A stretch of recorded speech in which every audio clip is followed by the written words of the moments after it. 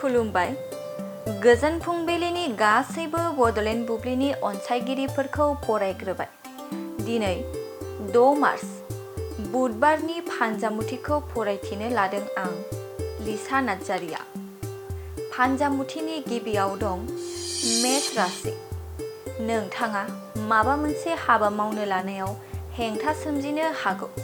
गोसोआ जोबोरैनो दुखु मोनखांगोन। वृष राशि।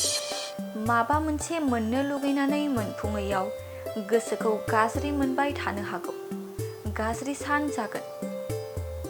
मिथुन राशि। बिसि फिसायनि गेजेराव अनलायनाया बांगोन। गोजोन खुसियै साना बारलांगोन।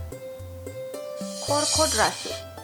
गोबावनिफ्रायनो नाजाथाबनायनि मोजां फिथाइखौ मोननो हागौ। मोजां सान जागोन। सिंह राशि। आखाइयाव रांखावरि गैयैनि थाखाय जार्लायाव गोग्लैनांनो हागौ। गाज्रि सान जागोन। कन्या राशि। नोंथाङा गोजान लामा दावबायनायाव खैफोदाव गोग्लैनो हागौ। सांग्राङै थानाया गाहाम जागोन। तुला राशि। सावस्रिखौ जोबोरैनो मोजां मोनगोन। देहायाव जानाय बेरामफोरा जोबस्रांनो हागौ। वृश्चिक राशि। नोंथांनि गोरोन्थिनि जाहोनाव रांखावरि जोबस्रांनो हागौ। दुखुनि सान जागोन। धनु राशि। गावनि थांखिसिम सौहैनो हागोन।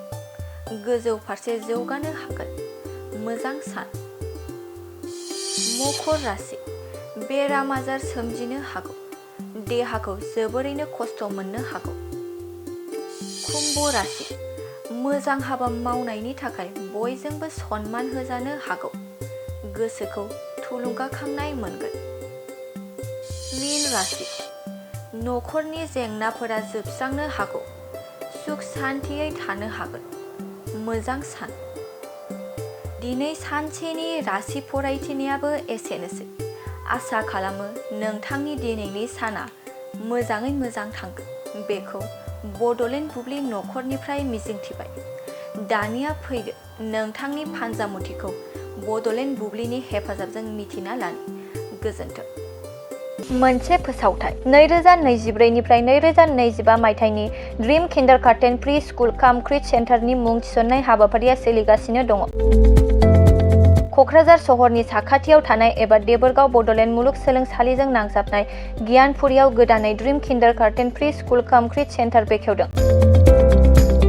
जायफोर बिमा-बिफाफोरा सानसेथोलो गाव गावनि उन्दै गथ'फोरखौ नोजोर खालामस्लाबनो हाया एबा साख्रि-बाख्रिफोराव बेस्थ' जानानै थायो, बैसोर बिमा-बिफाफोरा गावनि उन्दै गथ'फोरखौ गियान होनायजों लोगोसे 2 बोसोरनिफ्राय 5 बोसोरनि गथ'फोरखौ बे ड्रिम किन्डारगार्टेन प्रि स्कुल काम क्रिच सेन्टाराव सोलोंथाइ होनो हागोन।